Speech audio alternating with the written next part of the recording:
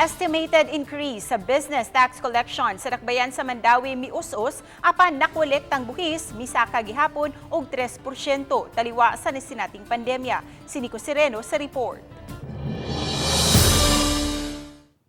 Tungod sa nasinating pandemya sa nasod na panglantawan sa Mandaue City Treasurer's Office nga mapakya sila pagkolekta sa business taxes.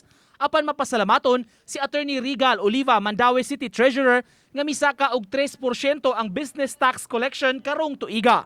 Miangkon siya, menos kini itandi sa GS ngadto sa 13% nga pagsaka sa business tax collections sa wa pa mahitabo ang pandemya. Kung ato ang itan-awon nga di-decrease ba ang collection, wala ni decrease, but there's a decrease on the estimated increase.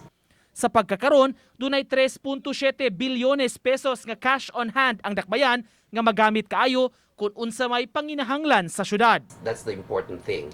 Wala nag-negative, so we can still get our target and we can still spend for what we need and for what is intended, no?